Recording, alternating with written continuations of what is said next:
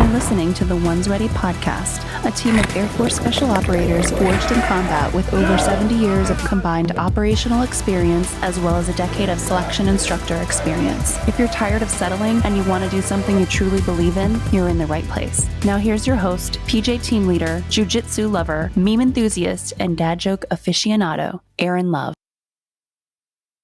Welcome everybody back to the OnesReady podcast. You're here in the team room with us, the team, Brian, Trent, Peaches, and of course myself, Aaron. Today we're going to get into something that you can apply across not military, not just assessment and selection wide, but throughout your entire life. How do you get along with that boss? What's the relationship like? We're going to talk about officer and enlisted relationships, specifically in the pipeline and furthering your career, but this can be applied to anybody. If you have a boss that's one step higher than you, how do you engage with that supervisor and make sure that your relationship is good and that you guys are getting towards that final mission or whatever goal it is that you guys have as an organization?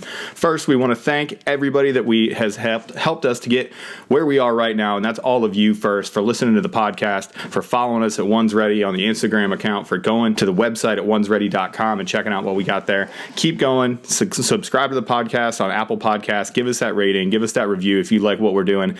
And of course, engage us across any one of the social media platforms. Come to us, let us know. We don't have a Twitter yet. Maybe we'll start a Twitter. Maybe we'll start a poll. I don't know what I would tweet out daily about OnesReady, but hey, man, it seems to be all the rage with the kids. No TikToks, though. No, that's where we're drawing the line at TikToks. You don't want to dance? No, absolutely not. We're drawing the line at TikTok. Trent That's it. So. We'll see. And as always, if you need some extra energy for the day, man, go hit up Strikeforce Energy. Use the code OnesReady at checkout to let them know that we sent you over there. They've been a friend of the podcast this entire time, and out of the goodness of their hearts, they've decided to give you a discount for using their sweet product. Again, Strikeforce Energy. Go check them out at strikeforceenergy.com and enter the code OnesReady at checkout, and let them know that you, by supporting them, support us in this podcast. So let's get down to it. You're going to be at assessment selection, whether you're a STO, a CRO, a PJ, a TAC P guy, a combat controller, and you're going to have a boss on your team. You're going to have bosses at the schoolhouse. You're going to have 8 bosses, Bob. We all have 8 bosses. But the real question here is somebody that you're shedding those blood, sweat, and tears right next to. You're almost drowning every day. You're almost failing on those push-ups doing grass and gorillas. You can't go one step further on your ruck. You look to support to the guy on your left or the female on your right, and that person might be your boss. So what does that relationship look like? Well, in the words of Chief Master Sergeant Colon Lopez, if you want to fly with the eagles, you can't hang out with the turkeys. So you're going to make sure that you make that relationship as best as you possibly can. But how do you do it when there's those lines, especially officers and enlisted? So, man, I'm gonna start out hot. I'm gonna go straight to Peaches. Can you explain what is the officer's role on any team? So this, and of course, this could be a boss in the civilian world, but what is the officer's role on a team? What are their responsibilities? Is there a difference between charge and command? I'll just tee it up for you and let you go. So I see it as there is definitely a difference between in charge and command. The officers are in command. That is, there are certain authorities provided to them that put them in command. So they are able to make those decisions. Now, when we talk about who's actually in charge, I'm sure there's some people out there would absolutely disagree with everything that I'm going to say, but and I know haters. that. There's I know always haters, Peach. I know there's comments. There's going to be you're out of your mind, but at least in a team perspective, your senior NCOs are the ones that are in charge because they are the ones that are going to take that intent from that officer and then execute it. That officer doesn't need to necessarily say, hey, this is the way that you're going to do it and this is the way I want it done, unless it's got to be something very particular. Other than that, as a senior NCO, I should just be getting what the intent is and what the end goal is, and then, hey, I'm moving out. Whether I'm moving out on my own or I'm moving out and I'm taking the team with me and we're executing this and getting it done. That's where the whole in charge and in command comes from for me. I see an officer's role as being, like we always like to say, up and out. So that officer needs to be heads up, focusing on future things, incoming things that are coming in and out, and think about big picture stuff. Whereas as a senior NCO or an enlisted guy, I'm looking down and in, as in I'm looking after the guys, I'm taking care of the guys, I'm ensuring the guys are trained correctly, I'm ensuring the guys are equipped correctly. Anything that they need to support them, their family, their training, their deployment requirements, anything like that, that is all on me or whoever that senior NCO, or even, some not at NDOC, at ANS, you're not going to have a senior NCO, so they're going to be NCOs, or even, some senior airmen, some E4s that are, prior service or cross trainees. They will also find themselves in charge, and they need to be able to step up to that plate and execute that and go, okay, from the officers and the cadre that are at ANS, what's the intent? Okay, now I can execute it.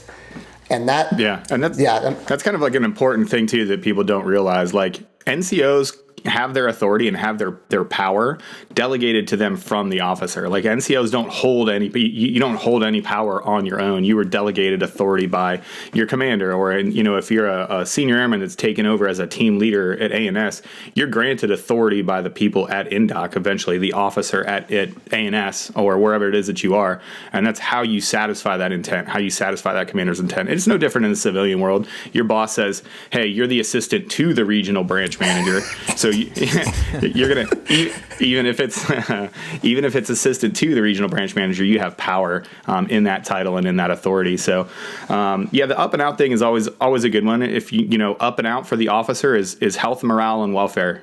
Is everybody healthy? How is the morale and then the welfare of the overall unit? And then down and in, your men, weapon, and equipment. Your stuff like show times and equipment, all those other things that are kind of those NCO things. Brian, you're in a really, really unique position where you're an enlisted guy, but now you're an officer. So you went over. You're a little lieutenant, huh? I'm not yet. I got another couple months, and I'm still just. They make us wear this cadet rank while I'm in PA school right now. So I wear this weird thing on my chest, and everyone's like, I'm gonna need a picture of that. What is I this? think we're all gonna need a picture of that. Better. Yeah, I put it up on one of my stories when I graduated from phase 1. But anyway, so I have this weird transition rank right now where I really haven't been given any formal schooling as an officer or anything like that. So I'm still, just functioning as an enlisted guy. But they make me wear this weird rank, so people kind of just salute me out of, I guess they don't understand. Like, they don't want know. me to yell. Yeah, they're just like Pure confusion. I'm just like, I don't know if I should. Like, I don't even know what I am either. So, bottom line is though, I've been in the military for 14 years now, and I've seen it evolve, and myself, my own idea of what I see an officer as has kind of evolved. Initially, I was kind of like, I'm never going to be an officer, that whole enlisted mentality when you're going through NDOC and you're like, that's never going to happen. I'm a sled dog for life, homie. All these crows and all these guys, like, they're just yuppies that went to some college place and, whatever. So with their Sperry's and their pastel shorts. Exactly. But in the military, obviously they paid for my school. They're allowing me to become an officer. So I'm going to take as much of that as I can and make sure that these people that are in the medical community get this enlisted type of leadership as well as the type of officer leadership that I expect. And the big thing that I see for anybody and for myself, what I'm trying to embody is that specific thing like Peach was talking about. I'm going to be in command, and I'm going to have that oversight of, I just give the analogy of we're all in one ship and we're steering a ship. The guy that's in command is the person that's looking out from the crow's nest, or he's looking out and he can see what's going ahead and he's saying, that's the direction I want to go. And then he tells all the people that are working in the ship, like, this is where I want to go, just make it happen. They don't need to say, like, I want you to turn the whatever this way. I want you to do this exactly like that. You just say, this is how we want it to go. And then the enlisted guys, like Peach was saying, who are in charge, are going to say, hey, you guys, this is what I want you to do. And then you break it down from there to elements. Here's how like we that. need to row. Yeah, exactly. Right. But the officer doesn't need to do that. As you're saying that, like, the picture that I had in my mind, the old painting of George Washington across the Delaware on Christmas Eve as he's looking like very manly and standing there. But what it actually looks like for you guiding that boat is when SpongeBob learns how to drive and gets his driver's license. I think. Go that way, Mr. Krabs. You just conflate SpongeBob and George Washington, like our first great military leader. Yeah, absolutely. The leader and almost king of America, and the prince of America, which is SpongeBob. Okay. Haven't you seen? Good to know where we're at then. Thanks. Yeah. Welcome. This is what happens when you wake me up early to do podcasts. I have weird ideas. So to get back on track, Brian. So what are some of the pitfalls that you're specifically going to avoid? So that we talked about. There's a distinct lane for each officer and enlisted kind of person. Like as you're making that transition, what are the things that you specifically want to avoid? Like you want to be in command and you want to make sure that your NCOs are in charge. But what are you specifically like? I am not going to do this. So the biggest thing that I find and that some officers have lacked like throughout my career, micromanaging, obviously, like we were talking about the ship analogy, I don't want to be a person that's going to micromanage and just going to tell every single person exactly how you should do it. You got to empower those guys that are going to be working with you and for you to come up with their own ideas, do their own kinds of schemes, or however they're going to plan out the day, however they're going to plan out their meetings. Let them actually talk and let them become their own leader, because that's what we're doing. Is our job as leaders is to grow future leaders. And if we don't let guys that are in those positions take control and experience their own failures and come with their own ideas, then they're not going to grow as leaders.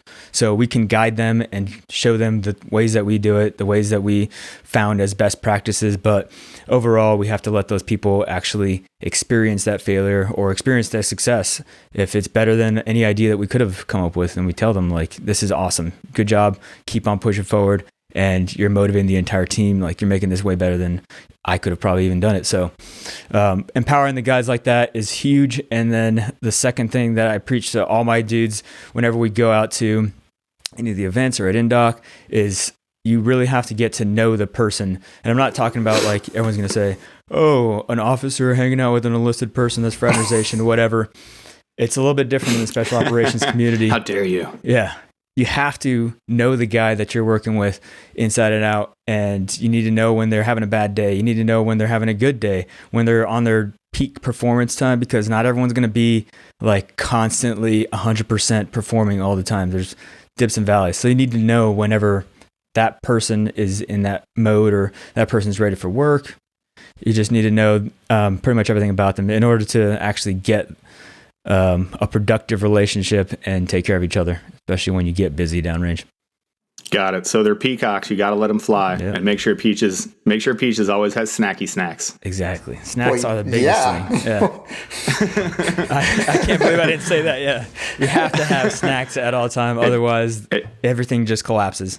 It falls apart. Everything just complete. Cats and dogs living together, worst parts of the Bible. I'm actually just seeing how many movie quotes and stuff I can slide into this one. We should have like a tracker. I'll put it on the YouTube video. How many cliche quotes and bing, bing, bing, bing. Hey, that one was from the other guys. Well, Trent, so from the other side of the coin here, so what in your opinion is like the most important thing an enlisted guy can do to support that officer, or even talking civilian word, like a subordinate to boss or whatever, because we own, obviously, the subordinates are the enlisted guys, whatever you're talking about. We own 50% of that relationship, right? So what can we do in order to support that officer? Well, I think so. We tend to give the officers a hard time, right? Because they'll show up on team and they're not the subject matter experts. And I think that developing that relationship with that officer is the biggest part, and the honesty. And we have sayings that kind of lead us to the right way of doing things. We say things like, the team sergeant, it's his team, right? And it's not really his team, but that's kind of to let people know, like, these are my bros, these are my guys, this is what I do. I make all of this work for you, sir. But on the team sergeant side, it's incumbent upon me to keep that feedback loop with my boss going 100% of the time. And I think one of the reasons we give officers such a hard time in the beginning, especially if they accidentally go down the road of trying to tell Staff Sergeant Snuffy how to do his business, is because it's not their job to do that. And, it's easy for them to delve into that a little bit. But it's the team sergeant's job to be like, hey, sir, Staff Sergeant so-and-so knows what he's doing. This is my thing. So you go up and out. But that Staff Sergeant will make fun of that officer maybe a little bit behind his back, not knowing that all that magic happens up above them that brings that goodness back down to the team that enables them to do their job. Not sure if I'm making sense right now. No, you totally are. That is a huge thing, though, that we had to bring up also. Like, if you are a person that's an NCO and that's in charge, don't do that undermining, like Trent was saying. Oh, my gosh. Going behind their back. Nothing more toxic to a team. Yeah, you can't completely undermine the guy that's going to go to war for you with the commander to make sure that you get everything that you want. Like, that is the most toxic thing that you can do in a team room. Yeah, but you got to, I think it's not just part of a team. Right, goes for essentially any organization that kind of has that kind of structuring and organization. But that commander or that officer is one part of the team. That NCO or senior NCO is the second part. If there's decisions that need to be made, they should be done together. They need to be talking, actively communicating, very transparent with each other. And almost that senior NCO or that NCO needs to be a sounding board against, or not against, but a sounding board for that officer to bounce things off of. And a lot of times the senior NCO and the enlisted guys, they just have, more technical experience, or maybe they've been doing it longer than the officer. And it's like, hey, sir or ma'am, great idea, but like maybe do it this way a little bit, or here's why you, like, straight up. No, I do not do that. Disagree with you 100%, and this is why. But if that's done behind closed doors, which it should be, like there should be no bickering or discussion done in front of anybody else other than those two individuals. When they come out of that office, they should be lockstep under the same thing. So, I mean, in the end, the officer can still go, this is the way we're doing it, and that's the way it's going to be done. And then me, I'm like, okay, roger that. And then when we walk out, I'm given the execution orders saying, hey, here's how we're doing it. That way, I'm the one taking the brunt of anything, and I can explain it. I would never, ever say, dude, this dude's beat. Can you believe he's making us do that? Can you imagine how toxic that would be? Well, sometimes you just got to do what the officer tells you to do. So that's what we're doing. Yeah. Dude, I distinctly remember, like, this is one of those things where, so very first mission on my last deployment, we were in Northeast Afghanistan doing something, and so we literally get a call. We're running up the hill, and it's the first time that this young lieutenant is going to go out on a mission, and we're running, and we're like going back and forth, and as we get to the helicopter, I always sat on the right side of the helicopter for whatever reason. That was just always my spot. I always felt like I had the best vantage point. It was always better for me, whatever. So I got into the habit of sitting on the right. He gets all of his stuff. We get to the helicopter and I look and his stuff is on the right. And I was like, hey, sir, I need you to sit on the left. He's like, no, I want to sit on the right. So in the heat of the moment here, like, we're fighting over seat preference, but it was one of those times where I was just shotgun. like, all right, fuck. All right, fine. Sit on the right side. I hard S'd him too. I was like, fine, sir. Ooh. He was like, did you just put a hard S on that? And I was like, I said with all due respect, but it was one of those things. Like, it was more important for me in that relationship to be like, hey, he's the officer. He gets to do what he wants. I'll sit on the left side of the aircraft. I'll go do this over here. So it's a funny example and kind of like a one-off, but it's a relationship. You have to build that trust and that intimacy with one another, and you have to figure out, like, is this your lane? Is this my lane? How do you want me to handle it? My job as an NCO is always to protect the officer. That's our entire job, is protect the officer. Because if we get in trouble as a team, I'm probably going to get chewed out. And I've been chewed out before. Here we go. It ain't that bad. You know what I'm saying? But the O is going to get fired. Like, the O is going to get tuned up. Like, they'll end his career, and that's the burden, the burden of command, or the responsibility of having that authority. So you have to understand and internalize that as a command team. And I'm glad that you brought that up. But maybe, like any other relationship, maybe you guys don't like each other very much, and you got to talk through it. But there's nothing better than having that mind meld sort of connection with your O, where your O is about to say something and you're already doing it, and then they're already doing the next step that you need. There's probably no better feeling in the world than just being on the same page and really getting stuff done. So, man, we're gonna open it up and get into the heart of this thing. I'm gonna open up to some questions for you guys that I haven't told you before, but I want to have some answers here to get some stuff. Every time, Trent. What every time, Trent? What's the worst example of an officer and enlisted relationship that you have ever had, and I want you to name. No, I don't want you to name names. We're not going to go there. I gotta go, guys. Look for them in the show guys, notes on the website. Yeah, check the YouTube channel. We're going to be putting subtitles on Trent for his face right there. No, but Trent, can you just talk through in vague terms, just talk about some of those things like, hey, this was an example of a pretty bad relationship, and this is how I worked through it. Most importantly, how did you work through it? Yeah. So. Yeah. So it's pretty obvious. When the problem is sometimes I've had an emotional team sergeant and an emotional team leader at the same time that have a hard time getting along. And so I get it. Sometimes it's difficult as a senior NCO to get a brand new officer on deck and be like, this is the way that we do things, and he disagrees vehemently. I don't know how to say that right, Brian. You're the college person. Good enough. I'll tell you what, it's not the way that you said it. Yeah, vehemently. They disagree. Vehemently, yeah. It's early. That's a subtitle right there. Yeah. Yeah, you put the. It sounds like you put the emphasis on the wrong syllable there, but continue. Yeah. But and then the problem is when they bring that back out to the team, and everybody knows. So it's mom and dad are fighting, and you're like a staff sergeant on team trying to keep your little guys together and moving forward. And essentially what happened in that situation is that the team sergeant was delegated down to a lower level.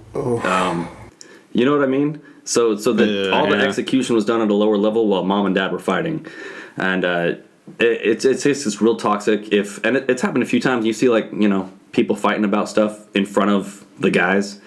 And it just, all it does is lowers that level of, you have to find someone in that chain, in the enlisted chain, that's willing to be calm and execute things and give advice and go out there and execute the mission.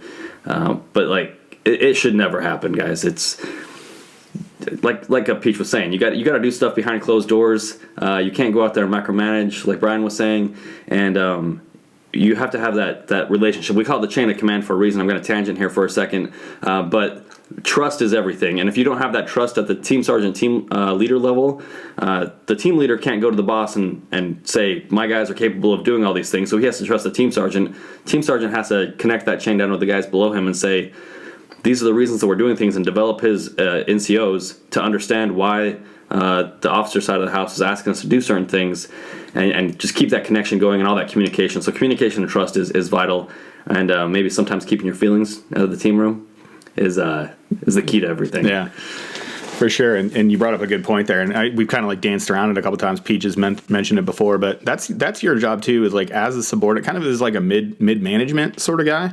Your job is to be able to explain commander's intent in a way that the people beneath you want to follow and complete that intent. They want to satisfy that intent. So you can't walk out of that room, and just like Peach has said earlier, you can't walk out of it all right, guys, I don't know why we're doing this and it's dumb, but we're just going to do it. That is poor leadership 101. Just from the very beginning. So on the flip side of that coin, Peach, what's the best officer enlisted relationship that you've ever worked for, and what were some hallmarks? Why would you say? So I want you to tell us hey, this is the best one, but then tell me why it was so good. Okay, so I've actually worked for some pretty awesome officers. So there's only been probably two that I can think of that were not great, but the biggest thing was, or there are a couple, benchmarks or hallmarks, if you will. There's trust, which that goes into any relationship, right? So I could talk about trust, but we'd just be regurgitating other stuff. So what I would say, what me and my last officer did was we set expectations for each other right off the bat. We met, obviously, and then within a week, we both came to each other, sat down for, probably 2 hours, and going hey, here's who I am, here's who you are, here's our backgrounds, here's our philosophies, the way we think. Sir, these are my and I had them written down. These are my expectations from you. I'm picturing that you have them written down on your hand, just the way that you made them. You're gonna have to look. I want to talk about number 2 specifically. It's all sweaty and dripping down. There's not a lot of space for notes. Yeah. There's not a lot of space for notes. I don't know why I need you to command the fork. Oh no, that says force. But but I would also say, hey, these are my expectations of you. These are what you can expect from me. Now what? And then he would give me exactly what his expectations are and what he, essentially promises that he will do. And that transparency and that support and understanding that, man, what we are there for, which is ensuring the team's ready to go to combat, executing well in combat, and bringing everybody back home. Like, that's huge, and that was our primary goal, and it just really worked well. And so, with my next commander, I don't know if I'll end up going to that job or not, but my next commander, same thing. I'm gonna show up. Hey, sir, nice to meet you. Here it is. Here's my expectations. So, what do you want from me?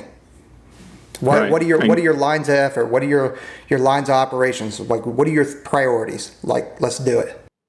Right. Like, give me some left and right so that I can go crush this for you. Perfect. So Brian, I want you to kind of hit the middle ground of this one, right? So Trent talked bad and Peaches talked good, but what's an example of like some give and take that you've had to make? Like, do you have any stories about compromising with one of your officer leaders, and how did you feel after that kind of back and forth? Yeah. So I think one of the big things is we're talking in like idealistic terms here as far as what you should convey as an officer and how you should do your duty as an enlisted person. And we all know that life in general, whenever you actually show up, it happens and everything's not going to be perfect. You're going to screw something up. You're not going to do a report in time or the way that the person was kind of picturing it happening. So, I've dealt with some of those people that were micromanagers and some of those people that kind of just let you do whatever you wanted to do as long as, you stayed within legal bounds. So there's a wide spectrum of officers that you're going to run into. But for those micromanagers and those people that are like always kind of just down your throat and they're expecting you to really produce and turn in certain things on time, you have to look for those things that are at the top of their radar. So, for example, there was when I was down at Indoc, there were some people that they basically wanted me to do these amount of paperwork for the people that were getting eliminated, the people that were going to the dorms and tracking that kind of thing. And if I could track them and tell them, hey, this is what I got. These are the people that are going to be going here. These people that are going to be going there. For the most part, that was like the biggest thing that they really even cared about. So I took care of that stuff. And then aside from that, obviously there are a lot of other inner workings that were down at the shop. So I take care of that stuff after I'm done. So really putting in order of priority according to, what's the highest visibility, what's going to show up on red on the commanders and everyone's going to be hitting me up about, and it's going to create more work if I don't just knock this stuff out now.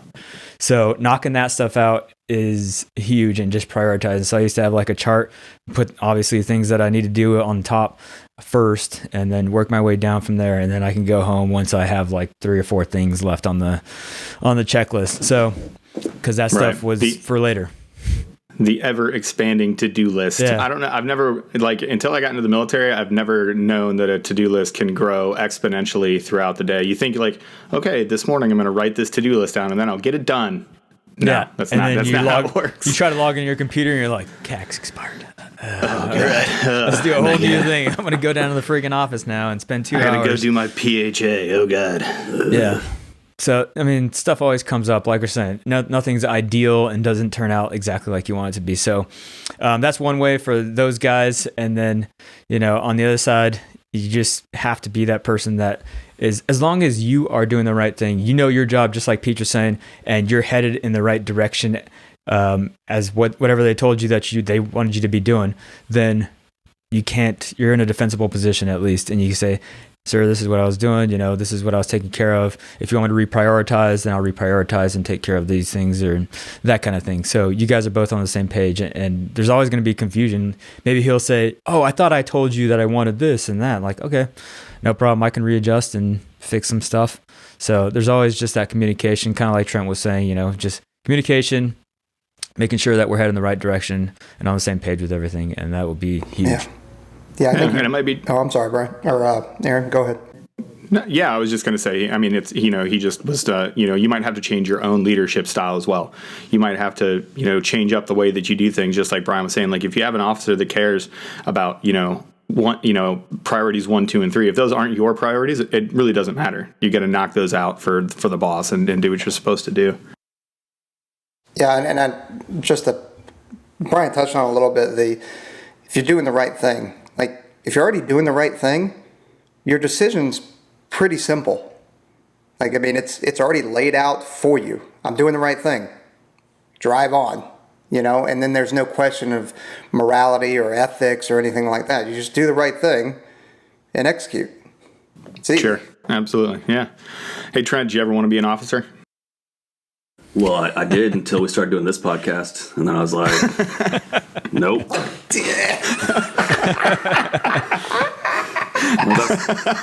that sounds like a lot of responsibility. Fantastic. Peach, what about you, man? Did you ever want to be an officer? Did you ever consider it? Yeah, so sounds like a lot of responsibility. When I was at my first assignment, I was like, yeah, I think I'd go be an officer, but I quickly got over that. That was only like a 3-month stint where I was like, yeah, okay, I'll do it, and then it was like, oh, no, actually, I'm having way too much fun doing this. Like, I like working. It doesn't mean that officers don't work. Like, they do. They absolutely work. But I'm talking about, like, I like being in the trenches, friggin' sweating, just going ham on stuff, Like, that's my comfort zone. And I look at it, and I'm going to try and bring it around full circle here, but here we go. Yeah, it's like, bring it on in, baby. It's like the trash can. Right? Trash can's overflowing, and you have some people that just walk right by it because they're like, oh, well, I've arrived. I've made it. That's beneath me. Someone else will do it. Someone else will do it. And it's like, I don't care if you're an officer, you're enlisted, if you're the commander, if you're the brand new person at the unit, you better get that trash. You better take it out. Mm-hmm. And I'm the same way. Like, if I walk by it, I damn well better go grab that trash and take it out. And that's a very simplistic way of putting things, but I think you can really tell a lot about somebody, or at least their character, if they're willing to just walk by stuff. Now, obviously, there's other circumstances where, hey, I'm on the way to a meeting, or there's people in a hurry, and I don't have time to sit there and take out the trash. I'll get it when I come back. But generally speaking, I think you can tell a lot about somebody. If they're willing to just walk by trash and not pick it up or not take it out because they think that, that someone else will do it, or one of the junior people will take it. Like, that's BS, I think. Well, can I caveat off that real quick? Is the number of people that join our community with bachelor's degrees and choose to be enlisted is really, really high. And I only bring it up because I've been getting this question quite a bit lately, and guys are like, well, if I have my degree, why wouldn't I just go be an officer? And it's like, well, look into it. Because they're different jobs. Right. Because they're completely different career fields across the board. Right. And so there's a fair number of people that make that decision with their eyes open that I'd rather be enlisted, at least for like the first 10 years or whatever. Mm-hmm. Oh yeah, we had Ivy League dudes in my class, and we had them going through INDOC as I was an instructor. Like, I'd tell them, obviously counting off is one of the things that we do, and they obviously never had any problems with any of that kind of stuff. They'd actually tell me, like, why'd you make them do it by 7s instead of do it by 8s, because we have this many people and you could have done it this way. And it's like, drop. Yeah. You just earned yourself some extra training. All right. Well, tell me this, college boy. Yeah. How many inches are those fins supposed to be above the water? If you're so smart, how come you didn't know you couldn't do it underwater? Can you count that? What's the drag coefficient of full BDUs on a water session? We're about to find out. What about button pockets versus unbuttoned pockets? What do I do then? Well, no, I don't know how to get any of this done. Well, no. But to what Peach was saying, I don't know what we're talking about. But what Peach was saying with taking care of the small things, that's going to be huge. Like, throughout everything that you do, like taking care of the trash. Anytime you go up and talk to any of your enlisted person, if you're actually paying attention, listening to them, like shake people's hands, look them in the eye, that whole thing, it tells you the genuineness of the person and whether or not you're going to be full of yourself, or you're just like, well, I have to say hi to him. Hey, how's it going? and then you move on kind of thing, or you're actually like there to care about the person that's right there in front of you. So all those little things are huge in an officer. And if I first meet somebody and they're like that, then I'm like, okay, well, I kind of see where this person's at as far as they're thinking of me or thinking of the rest of the guys. So that's huge. And that's well, it's kind of like a different thing too, is like you're always going to find your own leadership style, and it might not be right away.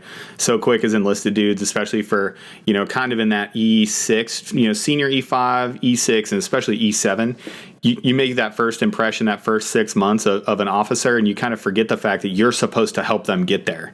You're supposed to help that junior captain get all the way to where they're that solid leader that you want to work for. And I think too quickly, sometimes guys, especially in our career fields, will take that initial snapshot and they'll be like, I've been hiding by this trash bag for 8 minutes trying to see who would take it. And he walked by it. I can't believe it. This guy is terrible. Well, I mean, did you take him aside and be like, hey, sir, that's not how we do things here. Let me help you. Like, that's your job as a senior NCO, both in the senior NCO tier and as a senior like E6. Like as an NCO that has seniority, you're supposed to help those young lieutenants and those young captains out, because how else are they supposed to know? Right. And if whether you're at ANS, you're on a team, or you're part of a command leadership team, like if you guys can't get along and can't work through things and progress the unit's going to suffer, the unit's going to fail. So you two, the officer and the enlisted, have both failed the entire unit. And yep. I mean, that's terrible. Like, but it happens. Yeah, it does. You hate to see it, Phil. You hate to see it when it happens, but it definitely does happen when command teams aren't using, aren't using those tools that have been given to them. They're not seeking out help. They're not trying to make each other better. They don't have that trust or that intimacy that they need to be an effective command team. It can just shatter a team. Especially from back in the day, Brian, when you were down at ANS.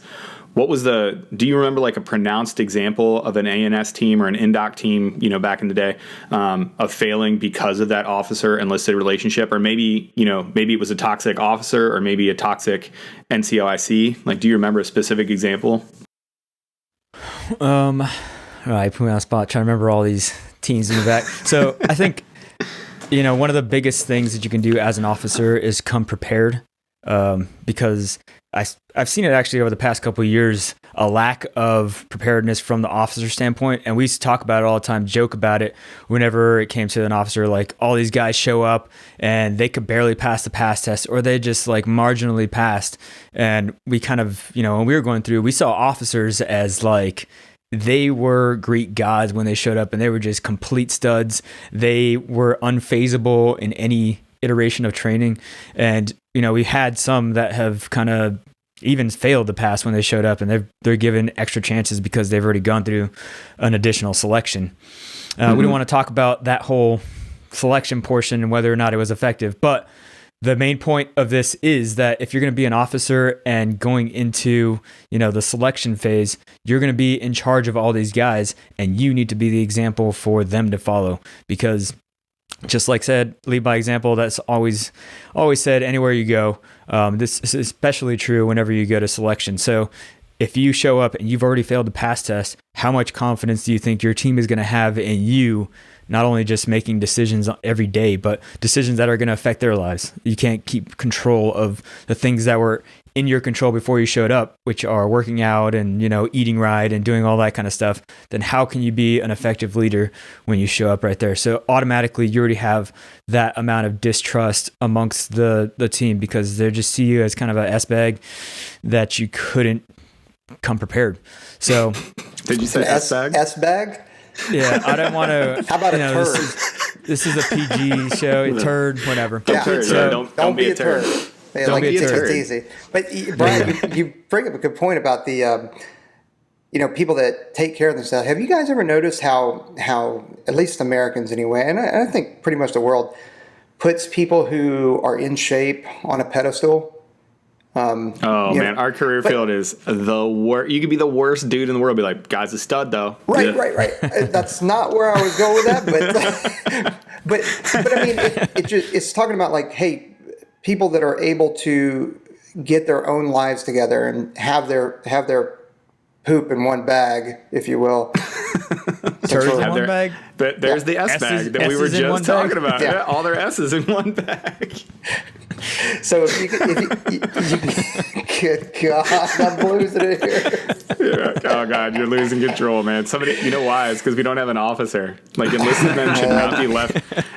Enlisted men should not be. Brian, go put on that stupid cadet. I don't have it yet. I can do whatever I want. Zero responsibility. Well, we are a sly and cunning beast that bears Sly considerable and watching. cunning. That is a great quote. That is absolutely fantastic. I lost it, man. I don't know where I was going with that. Anyway, we tend to idolize or put people on pedestals that are in shape because they appear to have their stuff together. Maybe some of them do, maybe some of them don't. But get your stuff together and don't be comfortable.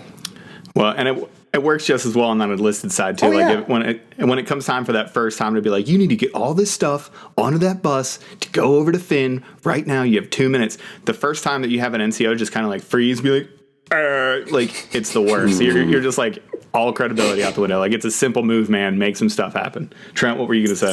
I was just going to say, like, because I was thinking about this the other day about the weight thing.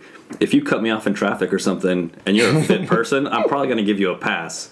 But you know, like that person that cuts you off and I look in there and it's like just empty Burger King bags and you're like 400 pounds, my brain goes to terrible places. Like my judgment goes off the charts. Because it's like that person obviously has nothing to do other than wait in the Burger King line. And the fit person is going to be productive somewhere. I'm like, oh, they're probably just, in a rush to get to work or whatever. Like, cool. I don't know, man. I don't care if they're hot or if they're in shape or not. Like hey, man. Look, the level of my anger. I'm not somebody that you can just, like, I can't wait. I blow it off. Like, it's like, okay, whatever. But I don't care what you look like, man. Treat people with respect. One of the chapter markers has to be Trent's biased against fat people in this episode. Trent doesn't like people who aren't in shape. Yeah, hey, cancel culture. You're going to get canceled. You better watch it. You're done. That Twitter account is never going to get that blue check mark now. It's fat shaming. Look, all you people that are upset at Adele for losing weight, you can go ahead and cancel me. I don't care. Well, that seems like a good place to wrap it up. Oh, boy. Oh, well, it's been fun. It's been fun doing our last episode. So It's been fun, guys. I'm Senior Airman Love signing off. But seriously, guys, thanks for tuning in this week. As we talked about those officer enlisted relationships, remember we talked about all those things that you're going to need to interface with that boss, with that officer, with that next line supervisor in order for you guys to work as a command team. So just like Brian said, we're peacocks. You got to let them fly. But overall, the officer's in charge, or the NCO's in charge, and that officer is in command. So once again, thanks for coming back to the team room. I'm going to open it up for some parting shots from the guys. Peaches, what you got? I don't have anything, but just remember, or I don't have anything. Obviously, I have something. I'm about to say something. I don't have anything, but here's the thing. I don't have anything cosmic that I haven't already said, but you're a team, trust each other, transparency, and communicate often. Yeah. Trent, what you got?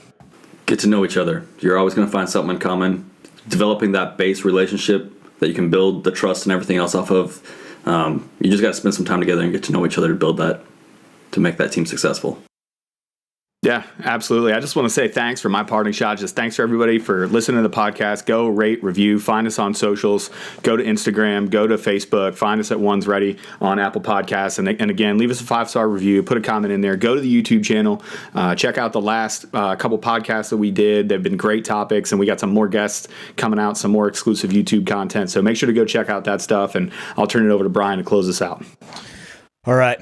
Thanks again for everybody listening to the episode. We really appreciate you guys. Just like Aaron was saying, go hit up all those links, and we're always here for you guys to help you out. And let us know how you're progressing through the pipeline. We always like to hear stories of what's going on and kind of how you guys are implementing some of these things that we're talking about, because this is the team right here. So today we're talking about officer enlisted relationships. So in that avenue, make sure that the officer is the person, first of all, show up ready to go and be the leader on the team and exemplify what you want your people to perform like, and then give the direction. Don't micromanage. Let the people fail. Let them figure out their left and rights as far as the team. And if you're that enlisted person, you need to know your left and rights and always be in that correct lane where you can be in a defensible position, and you can always say, I'm doing the right thing, I'm trying to help, and you're always busting your butt to make sure that team performs effectively. So And with that, just like Trent was saying, you guys always need to know, whether you're officer or enlisted and you're in charge of anything,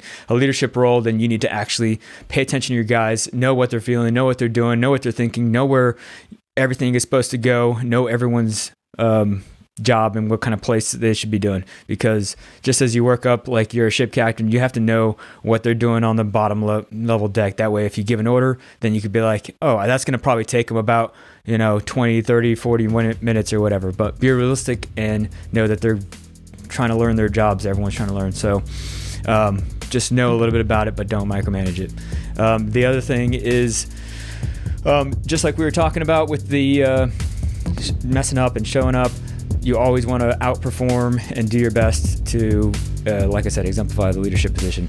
If you guys have any questions or you want to hit us up, you're at ANS right now, you can always hit us up at the Instagram or email.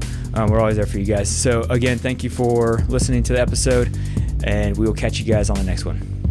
We'll see you. Train hard.